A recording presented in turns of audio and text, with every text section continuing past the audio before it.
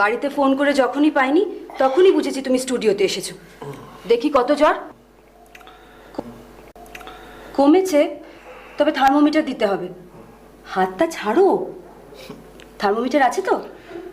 Thermometer হ্যাঁ আছে বোধহয়, দেখো এই ড্রয়ারের মধ্যে আছে। উফ, ঘরটার যে কি অবস্থা করে রেখেছো। ওই এরকমই থাকে, তুমি এত ব্যস্ত হও না, ঠিকই আছে, কিছুই হয়নি, সামান্য জ্বর হয়েছে, এত ব্যস্ত হও না, ঠিক হয়ে যাবে। একদম কথা নয়।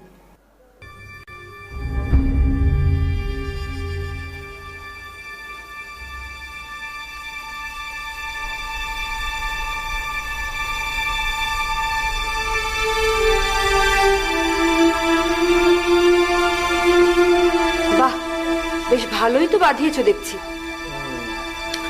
কি ব্যাপার, আজ এত সেজেছো কেন? কারোর সঙ্গে অ্যাপয়েন্টমেন্ট আছে? আচ্ছা নীল, যার ছবি বিদেশের কম্পিটিশনে যায়, রং মাপ নিয়ে যার এত খুঁতখুঁতানি, তার ঘরটা এত অগোছালো কেন? আমার ঘরটা আমার জীবনের মতোই অগোছালো, সেই ছোট্টবেলা থেকে। মানে? তুমি কিন্তু আমার প্রশ্নের জবাব এখনো দাও। আমি তোমার সব প্রশ্নের জবাব দেব নীল, তার আগে তুমি তোমার কথা বলো।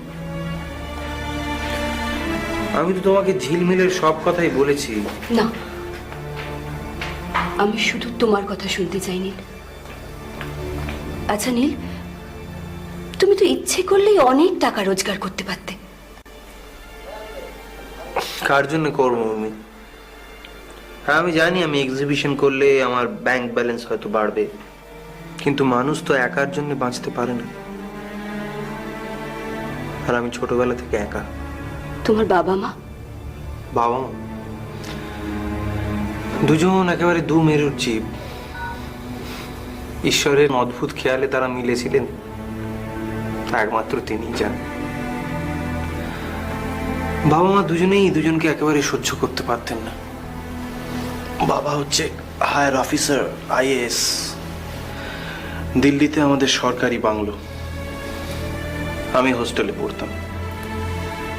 মা late night parties, night club এসব নিয়ে খুব ব্যস্ত। এক শীতের রাতে মদ্যপ অবস্থায় অ্যাক্সিডেন্টে মা মারা গেলেন। আমার হোস্টেলের রুমমেটের এক বন্ধুর দাদা ছিল খুব ব্যস্ত পেইন্টার। ছোটবেলা থেকেই আমি আঁকার চেষ্টা করতাম। সেই বন্ধুর দাদার সঙ্গে আমার আলাপ হলো। উনি আমাকে আর্ট স্কুলে ভর্তি হতে বললেন। আর্ট স্কুল থেকে পাশ করার পরে পরেই বাবা মারা গেলেন। আমার ছবি তখন খুব বিক্রি হচ্ছে, কিন্তু কিরকম আমার উৎসাহটা যেন হারিয়ে গেল। তারপর ঝিলমিল এলো আমার জীবনে, আবার চলেও গেল। তারপর তুমি এলে, এরপর তুমিও একদিন। আমি তোমাকে ঠকাতে পারবো না নীল। আমি প্রত্যেক দিন ঠকাচ্ছি আমার বাবাকে, আমার অসুস্থ দিদিকে, আর রোজ রোজ আমি নিজেকে ঠকাচ্ছি। কিন্তু তোমাকে না, তোমাকে আমি ঠকাতে পারবো না। তোমার কথাগুলো বড় অস্পষ্ট। নিজের কলঙ্কের ছবি কি স্পষ্ট করে আঁকা যায় নীল?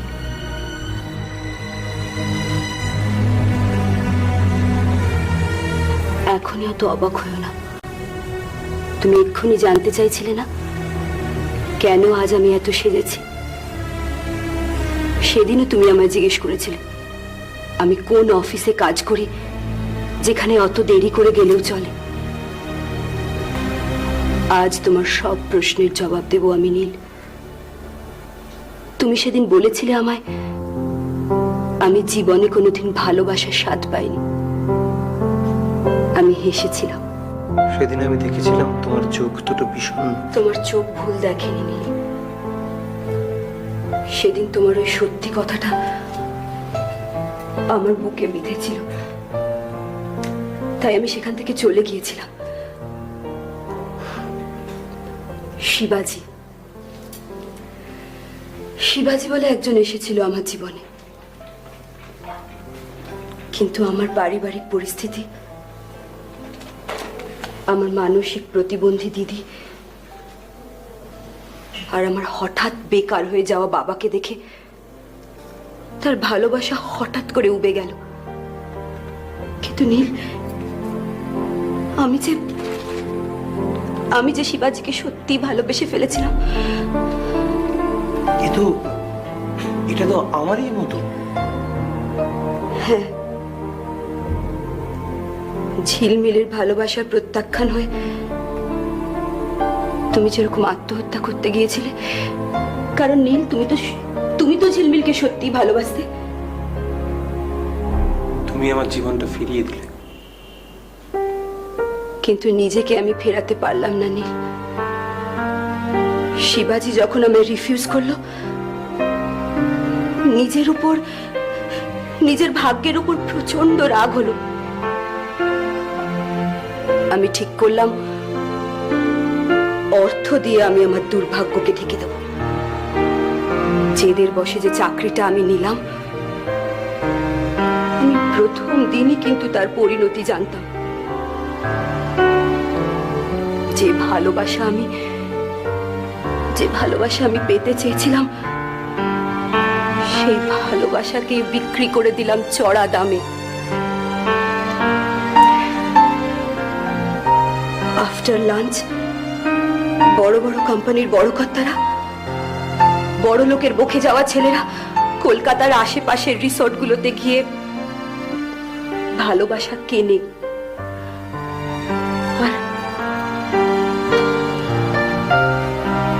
আর ঘড়ির কাঁটা মেলানো সেই ভালোবাসা বিক্রি করে প্রত্যেক দিন রাতে আমি বাড়ি ফিরে আসতাম। আবার তার পরের দিন, আবার পরের দিন। আচ্ছা নীল, তুমি মেলায় গেছো কখনো? মরণ কুয়া দেখেছো? হ্যাঁ, শুনেছি যে একটা কাঠের বড় কুয়োর মধ্যে মোটর বাইক। না, শুধু মোটর বাইক নয়, মোটর বাইক, মারুতি গাড়ি, কখনো একটা, কখনো দুটো, কখনো তিনটে, কখনো বা চারটে। সাংঘাতিক খেলা, কিন্তু যারা চালায় তারা অবলীলায় ঘুরপাক খায়। ঝুঁকি নেওয়াটা তো তাদের অভ্যেস হয়ে গেছে, ঠিক আমার মতো। আমি যে কোম্পানিতে, মানে প্রত্যেকটা কাজেরই তো একটা পোশাকি কোম্পানি থাকে, সেই কোম্পানির যিনি মালিক, যিনি এই ব্যবসাটা চালান, রিসর্টগুলোকেও তিনি মাসোহারায় রেখেছেন। সুতরাং সেই একই ঘর, একই বিছানা, একই বালিশ, সবকিছু এক।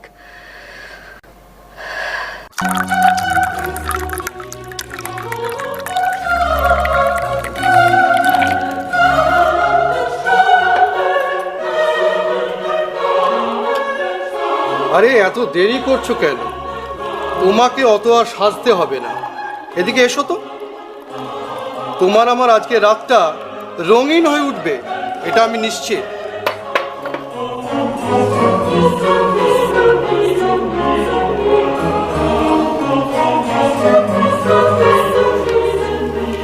আর এই রাতটা থাকবে একান্ত গোপনে।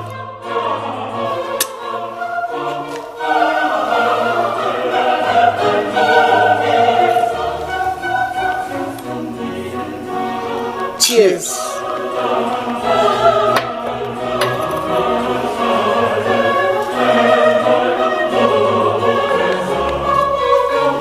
Autograph, please, sir. Oh, my sweetheart. Please don't say sir. আর একটা কেন? তোমার শরীরে আজ আমি হাজার হাজার অটোগ্রাফ নেব। রাত তো সবে শুরু। আচ্ছা, পেনে অত কালি আছে তো?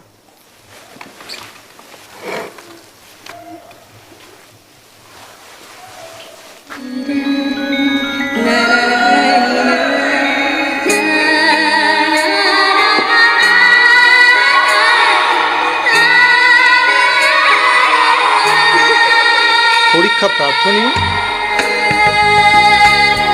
If night is so young, এত তাড়া কিসের? এইভাবে রাতের পর রাত বদলে যেত কোটের রং, জুতো বদলে যেত পুরুষগুলো, কিন্তু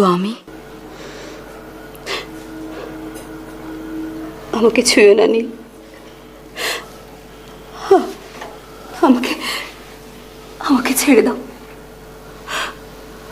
না নীল। আমাকে আমাকে তুমি প্লিজ ছেড়ে দাও। তুমি আমাকে ফিরিয়ে এনেছো, এবার তোমার ফেরার পালা। কিন্তু আমি যে আর ফিরতে পারবো না নীল। আর আমার কাজও শেষ।